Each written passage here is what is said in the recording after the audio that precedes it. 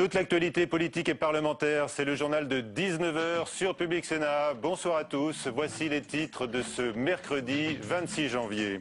Nouvelle manifestation anti-gouvernementale en Égypte malgré l'interdiction officielle. Un 4e mort à déplorer.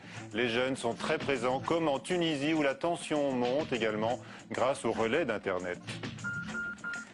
Mettre fin ou éviter les conflits d'intérêts par des règles strictes de déontologie dans la vie publique. Le rapport de la commission Sauvé va inspirer une loi dès cette année, annonce Nicolas Sarkozy. C'est l'un des effets de l'affaire Woerth-Bettencourt. Le bouclier fiscal est en passe de disparaître, mais un plafonnement des impôts pourrait lui succéder, comme celui qu'avait instauré Michel Rocard. C'est ce que laisse entendre François Baroin. La révolution fiscale, thème en vogue, c'est l'objet de ce petit livre rouge, une critique d'ensemble d'un système injuste.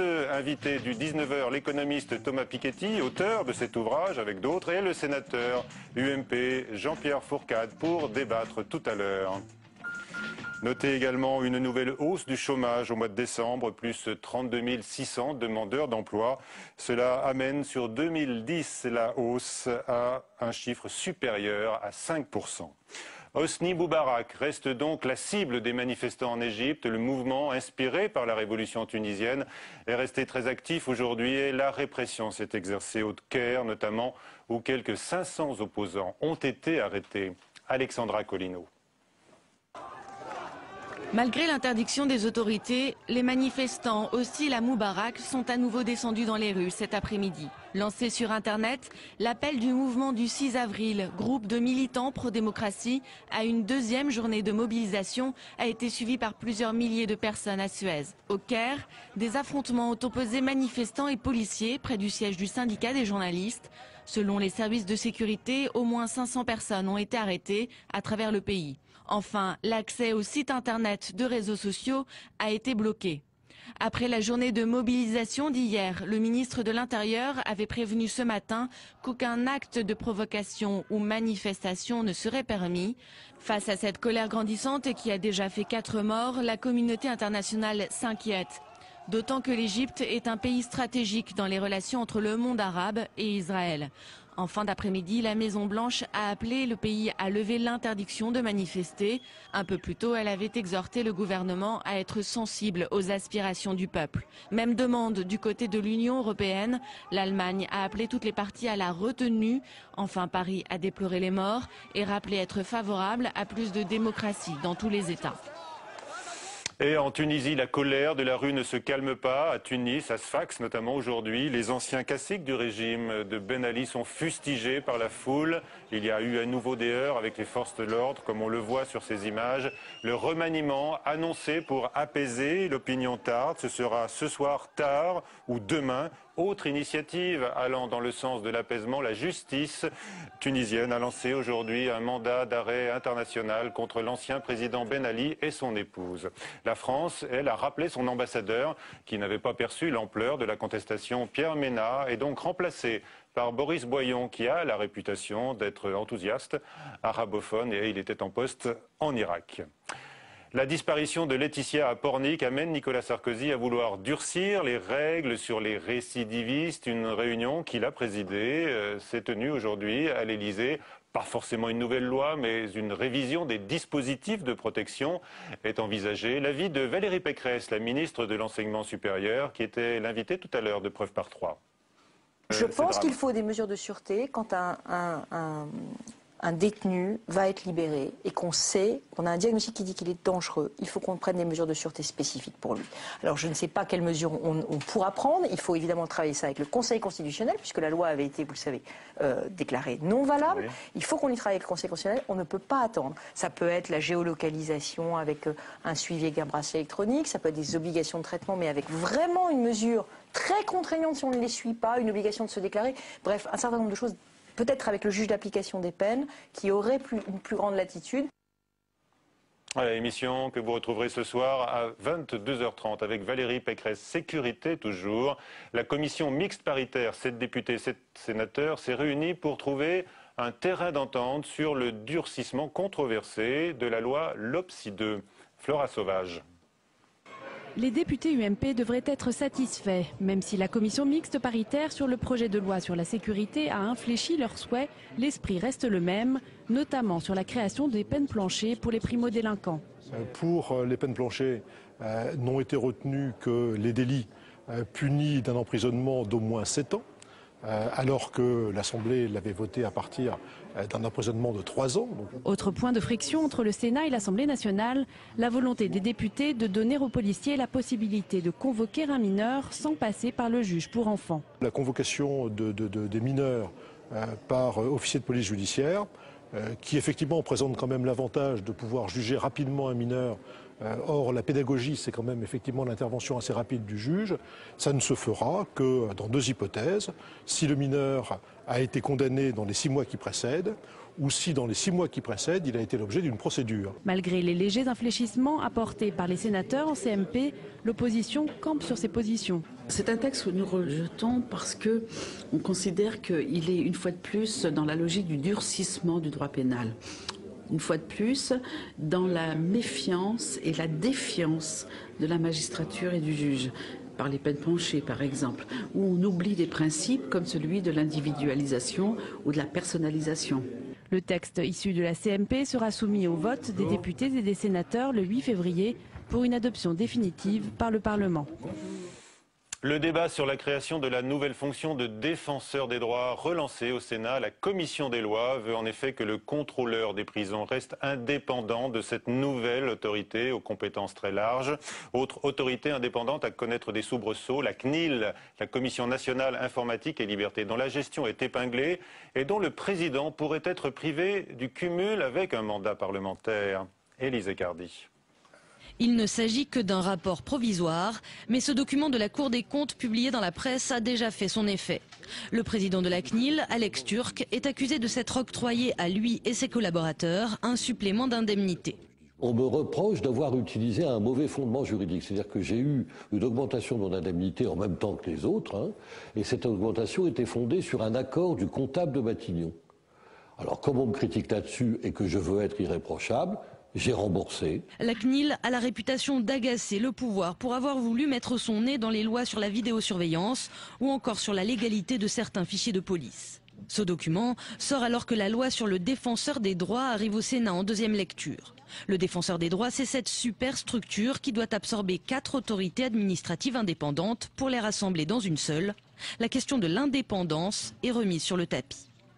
On va voir un défenseur des droits nommé par l'Élysée, avec des adjoints qui seront nommés par le Premier ministre sur proposition du monsieur ou de la dame nommé par l'Élysée, avec un avis purement platonique des commissions parlementaires. Pour le moment, il n'est pas prévu que la CNIL soit absorbée dans le défenseur des droits, mais de l'aveu même du rapporteur, cela pourrait être un projet à plus long terme. La CNIL a un travail considérable à mener. Tous les fichiers informatiques, ça devient de plus en plus complexe. Par contre, peut-être qu'à terme, si le défenseur des droits atteint véritablement la réputation et le rôle que l'on attend de lui, il n'est pas impossible que tous ces organismes se fusionnent avec le défenseur des droits. C'est pas impossible. La loi sur le défenseur des droits devrait connaître d'autres rebondissements, notamment sur la question du cumul des fonctions de président avec d'autres fonctions électives.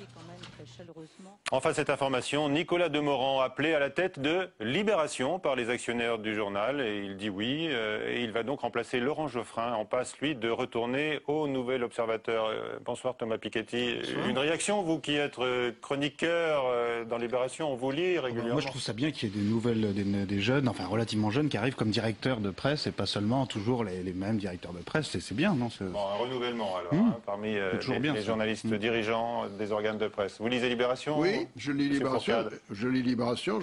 J'aime beaucoup le directeur actuel qui va passer au Nouvel Obs, parce que je trouve qu'il a beaucoup de... c'est un journaliste de très grande qualité, Laurent Geoffrin. Mais Demorand, je le connais et je trouve qu'il est bien. Et vous avez raison, il faut remuer un petit peu, il faut changer. Mais Le Monde aussi va avoir un nouveau directeur. Voilà, Eric Israelevich, sans doute, qui reviendra, lui. Ça fait beaucoup de changements dans la presse quotidienne et hebdomadaire. Voilà, espérons qu'elle s'emporte d'autant mieux. Alors, vous êtes là tous les deux, messieurs, pour évoquer ce casse-tête politique et budgétaire, la réforme fiscale, puisque c'est l'un des grands enjeux de l'année. Le mot révolution est même utilisé, notamment pour vous. Thomas Piketty. Vous publiez donc Pour une révolution fiscale, ce petit livre rouge que j'ai présenté tout à l'heure, avec Camille Landais et Emmanuel Saez. Alors, vous ne prenez peut-être pas une révolution, Jean-Pierre Fourcade. L'expérience ministérielle que j'ai de ces sujets, puisque je connais bien la fiscalité depuis longtemps, prouve qu'on ne fait jamais une révolution globale. L'objectif que nous a tracé le président de la République, c'est de modifier la fiscalité du patrimoine. Et pour modifier la fiscalité du patrimoine, il faut, comme nous le proposons avec Arthuis et Marini depuis très longtemps, il faut supprimer et le bouclier fiscal et l'impôt sur la fortune, mais trouver des recettes compensatoires, car nous ne pouvons pas aujourd'hui nous priver des 3,6 milliards que représente le produit de l'ISF. Et par conséquent, nous travaillons là-dessus, et je pense que la réforme sera comprise dans une loi de finances rectificative que le gouvernement déposera en mai ou en juin, et nous travaillons là-dessus pour bien voir comment modifier la fiscalité du patrimoine et accessoirement des revenus. On va reprendre ce sujet, mais d'abord Thomas Piketty, pourquoi vous prenez une révolution fiscale? Est-ce que c'est parce que fondamentalement vous estimez que le système actuel est injuste? Le système actuel est effroyablement complexe, peu transparent. En particulier, on a un système d'imposition des revenus qui est à l'agonie, avec un impôt sur le revenu dont les recettes représentent 3 ou 4 fois moins que dans tous les autres pays européens. On est le seul pays à ne pas être passé au prélèvement à la source. On a un empilement de dispositifs, de niches fiscales, une assiette fiscale totalement percée. La grande priorité pour nous, c'est d'essayer d'enfin moderniser notre système d'imposition directe des revenus. Au lieu de ça, le débat qu'on a cette année, c'est pas ça du tout. Le débat qu'on a cette année, le vrai débat, on ne l'aura que pour 2012. Et nous, c'est ça qu'on essaye de préparer, de contribuer à notre niveau à préparer avec ce livre, en mettant à la disposition de tout le monde des propositions et la possibilité sur le site révolutionfiscale.fr de concevoir et simuler n'importe quelle réforme fiscale alternative. Et c'est ce vrai débat auquel on veut contribuer. L'inégalité, parce que donnez-nous les éléments clés qu'on trouve dans votre livre. On va voir la courbe d'ailleurs. Vous nous expliquez que les classes moyennes et les classes modestes payent trop et que l'impôt a perdu sa vertu progressive. Et l'impôt devient même régressif à partir d'un certain niveau de revenu. Oui, l'impôt, vous savez, il est naturellement régressif historiquement parce que les impôts indirects, les impôts sur la consommation, la TVA et tous les autres impôts sur la consommation, qui ne sont pas indolores du tout, qui ne sont indolores que pour les gens qui font jamais leurs courses, mais tous les gens savent bien en faisant leurs courses qu'ils payent l'addition à chaque fois. Et ces impôts, évidemment, ils pèsent forcément plus lourd sur ceux qui dépensent tous leurs revenus parce qu'ils ont des revenus plus faibles. Et inversement, ceux qui peuvent épargner une partie importante de leurs revenus, forcément, payent moins d'impôts sur la consommation. Donc cet effet régressif des impôts indirects qui sont beaucoup plus lourds en France que les impôts directs, il a toujours été là et la seule façon de le contrebalancer, c'est d'avoir un impôt direct sur le revenu qui assure une certaine progressivité. Or, et c'est là la faillite complète du système français, c'est que même l'impôt direct sur le revenu qui est censé donc rétablir un minimum d'équité, en fait diminue à mesure que le revenu augmente pour les plus hauts revenus. Et à partir de 5 800 € par mois, en gros, oui, ça baisse. En gros, ça baisse. Parce qu'on voit sur la courbe en rouge. Pour plein de raisons qui sont des niches fiscales d'abord, beaucoup de mécanismes de réduction d'impôts, et puis aussi plein de revenus qui, en toute légalité, échappent au barème progressif de l'impôt. Beaucoup de revenus de patrimoine notamment. Rendez-vous compte que dans les bases actuelles de l'impôt sur le revenu, le total des allocations chômage qui sont soumises au barème progressif, c'est supérieur au total des dividendes. Bon, est-ce que vraiment il y a plus de richesse dans ce pays reçu par les chômeurs que par les titulaires de dividendes? On a envie de vous entendre d'abord sur ce diagnostic. Le diagnostic me paraît excessif. Il est vrai que notre impôt sur le revenu se caractérise par davantage de niches fiscales, donc de dépenses fiscales, que de produits de l'impôt. Ceci n'est pas bon. Et par conséquent, nous avons engagé, avec le gouvernement, une réduction de ces niches progressive. Évidemment, chaque défenseur de niche remue... Ça commence cette année. Quand est-ce qu'on passe au prélèvement à la source? Et ça va continuer. Comment un gouvernement réformateur... Pourquoi n'y a-t-il pas de prélèvement à la source en France? C'est une question que nous avons beaucoup étudiée. Pourquoi? Parce que nous avons en matière de politique familiale un système qui s'appelle le quotient familial, et il y a une corrélation étroite entre le mécanisme d'impôt sur le revenu avec quotient familial et la politique familiale et les résultats de cette politique dont on vient de se glorifier avec le taux de fécondité et avec le développement. On mélange plein de choses qui sont complètement différentes. C'est-à-dire que l'Allemagne a le quotient conjugal et a quand même le prélèvement à la source. Donc c'est complètement indépendant de savoir si on a le prélèvement à la source et le quotient conjugal. L'Allemagne, a une démographie qui est en train de décliner. Parce qu'ils n'ont pas de maternelle, parce qu'ils n'ont pas d'allocation familiale. Alors le quotient familial est un point excellent. Premier point. Deuxième point, c'est vraiment le conservatisme. je suis d'accord avec M. Piketty, il y a trop de niches. Et depuis 20 ans, ou 30 ans, on a beaucoup. Quant à la progressivité, je crois que la véritable comparaison qu'on doit avoir, c'est avec l'Allemagne. Il ne faut pas se comparer avec la Chine ou avec l'Inde, il faut se comparer avec l'Allemagne. Quand on regarde avec l'Allemagne, on voit que le taux maximum de la dernière tranche de l'impôt, c'est 42% en Allemagne et 41% en France depuis les modifications de cette année. Bon, par conséquent, dire que nous avons un impôt ridicule par rapport à ce que paient les contribuables allemands ne me paraît pas raisonnable. Comparer les recettes de deux impôts sur le revenu dans les deux pays. Oui. Notre impôt progressif sur le revenu prélève 2,5 points de PIB actuellement, 2,5% de PIB, 50 milliards d'euros pour 2000 milliards de PIB. En Allemagne, ils prélèvent 8 points de PIB. Oui, non, donc 3 fois et demi plus. Mais ils ont beaucoup moins de niches que nous. Ben oui, c'est précisément ce que je disais, mais vous commenciez par dire que c'était pas si vrai que ça. Quand même, 3 fois et demi plus de recettes. Non, mais attention, les niches ont un effet économique. Les niches ont un effet. Pas démontré. Qui surtout fait peser des taux plus élevés. Toute la rénovation du patrimoine ancien, c'est une niche considérable. Tous les problèmes de réduction du taux de TVA sur les travaux immobiliers ont sauvé toute cette population d'artisans et de travailleurs du bâtiment qui, à l'heure actuelle, sont sortis beaucoup de la clandestinité. Alors, les niches sont utiles, j'aimerais vous mais poser il faut une les question plafonner. sur l'une des questions clés, notamment l'impôt sur la fortune. Hier soir, Nicolas Sarkozy, selon certaines informations de presse, s'est présenté devant les donateurs du premier cercle de l'UMP, Jean-Pierre Fourcade, et il a dénoncé le scandale de l'impôt sur la fortune. Est-ce un scandale, Thomas Piketty? Non, le scandale, c'est le bouclier fiscal. C'est pas l'impôt sur la fortune. L'impôt sur la fortune, à mon avis, je vais essayer de répondre. L'impôt sur la fortune, c'est quelque chose qui nous sommes les seuls à pratiquer dans l'OCDE, c'est-à-dire dans l'ensemble des pays développés. Et je crois que l'impôt sur la fortune peut être remplacé, nous l'avons proposé, par une majoration de l'impôt sur le revenu et surtout par une taxation améliorée des plus-values, car à l'heure actuelle, il y a trop de plus-values dans ce pays qui servent de revenus. Oui, bien sûr. On a beaucoup d'idéologie dans ce débat sur l'impôt sur la fortune. La vérité là, de la séquence politique... Vous voulez l'augmenter? Non, j'ai pas dit ça. En tout cas, Vous êtes tenté, non? Quand même, un peu. Moi, je pense que la priorité absolue de la politique fiscale, c'est de réduire les impôts sur les personnes qui n'ont que leur salaire pour vivre, y compris jusqu'à des niveaux de salaire élevés. C'est-à-dire que la pression fiscale actuellement... On a du mal à vous croire parce que vous dites que vos propositions réduiraient les impôts de 97% des Français. Oui. Alors, ça deviendrait quoi les impôts pour les 3% restants? Non, c'est simplement que quand on supprime les niches fiscales, ça veut dire que quand vous avez uniquement votre salaire pour vivre et que vous ne bénéficiez pas de niche fiscale, effectivement, avec ce qu'on propose, jusqu'à 8 000 € de salaire mensuel, vous êtes gagnant.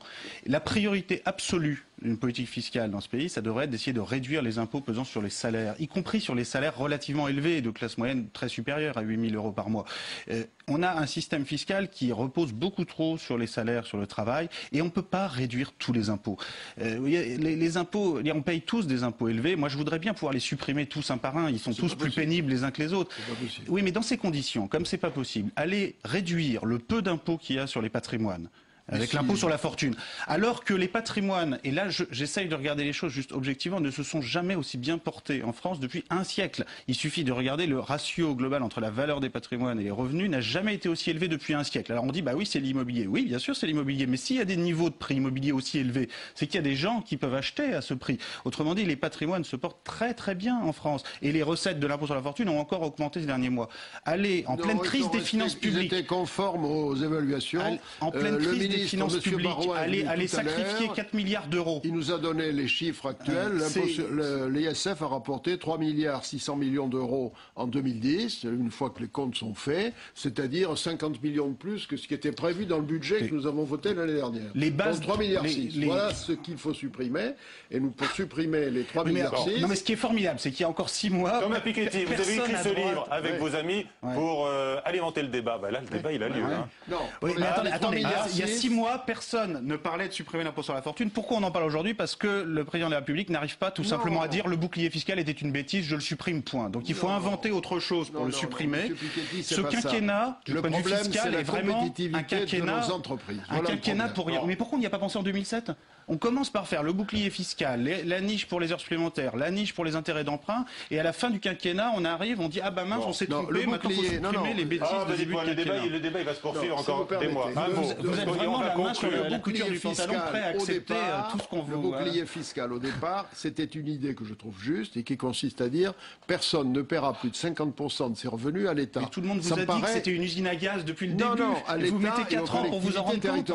Hélas, la crise a renversé l'ensemble des problèmes. Et je trouve qu'il aurait fallu suspendre ce que j'ai proposé. Rien changer au chèque fait à Liliane Il aurait Bettencourt, fallu la crise, ça n'a rien à voir. suspendre le bouclier fiscal pendant la période de crise. En tous les cas, dernière proposition, c'est François Baroin dans l'Express cette semaine qui évoque un plafonnement de l'impôt. Alors là, ça serait plus 50%, peut-être 85%. Ça nous ramènerait à l'époque de Michel Rocard. Restez avec nous, messieurs. Nous allons en discuter. Vous allez en discuter. Hein. On va changer de sujet, si vous voulez bien. On va maintenant parler des conflits d'intérêts, puisque le rapport de la commission Sauvé, vous le savez, a été présenté aujourd'hui avec un certain nombre de propositions. On va en parler avec l'avocat Dominique Schmitt, qui est un spécialiste qui va nous rejoindre. Nicolas Sarkozy annonce donc un projet de loi sur la déontologie dans la vie publique dès cette année. Les ministres, les hauts fonctionnaires sont visés. Les parlementaires, eux, eh bien, ils sont invités à fixer eux-mêmes leurs nouvelles règles. Le chantier, on le sait, a été ouvert au Sénat. Jérôme Rabier. Depuis 3 mois, sous la houlette de Robert Badinter, le Sénat avance sur la mise au point de règles censées éviter les conflits d'intérêts.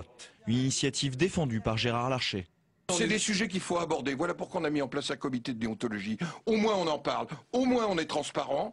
Au moins on est clair sur ces sujets. Encore à l'état de projet, voici les pistes retenues par le comité de déontologie parlementaire du Sénat. Chaque sénateur devra transmettre une déclaration d'intérêt et de revenus, mise à jour plusieurs fois en cours de mandat. Elle serait une garantie d'indépendance des élus. Les revenus et intérêts des conjoints seraient eux aussi concernés. Tout avantage ou cadeau reçu par un sénateur devrait aussi y figurer. Une commission de la transparence financière serait ensuite chargée de vérifier ces données. Tous les éléments seraient confidentiels, mais en cas de fraude constatée, cette commission aurait un réel pouvoir de sanction. Ces pistes seront transmises au bureau du Sénat dès la semaine prochaine, avant un examen par la commission des lois qui tranchera. Bonjour Dominique Schmitt, vous êtes donc avocat, un spécialiste des conflits d'intérêts. Vous avez regardé de près les propositions de la commission Sauvé. On oublie donc les parlementaires, là, hein, Jean-Pierre Fourcade, on s'intéresse aux ministres, aux responsables publics. Une loi doit-elle d'abord, selon vous, effectivement, rappeler les règles de l'intégrité, de la probité dans ce pays? Ce n'est pas nécessairement inutile. En tous les cas, ce qui est très utile, c'est qu'une loi, pour la première fois dans l'histoire de notre pays, vienne définir la notion de conflit d'intérêts. Très important. Alors, est-ce que vous pouvez donner votre définition? Vous connaissez bien le milieu de l'entreprise dans le cadre des acteurs publics. Quels sont ceux qui vous semblent le plus intéressants à surveiller? Les décideurs politiques, les personnes chargées de l'exécution d'une mission de service public qui ont un pouvoir décisionnel, oui. Le but pour vous est de renforcer la confiance des citoyens dans les institutions. C'est l'objectif qui a été assigné à la mission. Est-ce qu'il faut également, selon vous, protéger les ministres parfois, certains responsables de la fonction publique, des risques de conflits? Est-ce qu'il faut les protéger parfois contre eux-mêmes? Si d'occasion on peut les protéger contre eux-mêmes, c'est très bien. Mais je crois qu'il faut d'abord les sensibiliser à la notion même de conflit d'intérêts. C'est ça ce qui est important. Alors si on regarde les conclusions de la Commission, on s'aperçoit que 4000 personnes en France seraient concernées par l'obligation de faire une déclaration d'intérêt. Ça risque quand même d'en faire tiquer plus d'un, non? Non, pas nécessairement. Non. Jean-Pierre Fourcade. Bon, écoutez, moi je fais de la politique depuis longtemps. Est-ce que vous vous êtes trouvé en situation de conflit d'intérêts potentiel? Oui, mais j'ai répondu par des règles déontologiques précises. J'étais directeur général de la concurrence et des prix. Bon, pour des raisons diverses, le gouvernement m'a dit que la politique que je menais n'était pas bonne. Bon, donc je suis parti. Et j'ai fait exprès de choisir un secteur dans lequel je n'avais jamais mis les pieds pour quitter la fonction publique, de manière à bien me protéger, à éviter tout problème de déontologie. Ça me paraissait naturel, et par conséquent, je ne vois pas. Mais je constate qu'à l'heure actuelle, il y a une telle pression, souvent des lobbies, notamment sur les parlementaires, sur les ministres, sur les cabinets, etc., qu'il est nécessaire, à mon avis, d'avoir quelques règles claires. Thomas Piketty, sur ce point. Les cadeaux. Oui, alors là, la Commission propose de les limiter. Vous en recevez des cadeaux, là, comme parlementaire? Bien sûr. Ah. Bien sûr. Mais quelle valeur ont-ils? Il y a une règle qui est simple, qui consistait aux États-Unis à dire au-delà de 50 $, on renvoie. Moi, j'ai renvoyé des cadeaux. Ah bon? Parce que là, la Commission propose de les limiter à une valeur de 150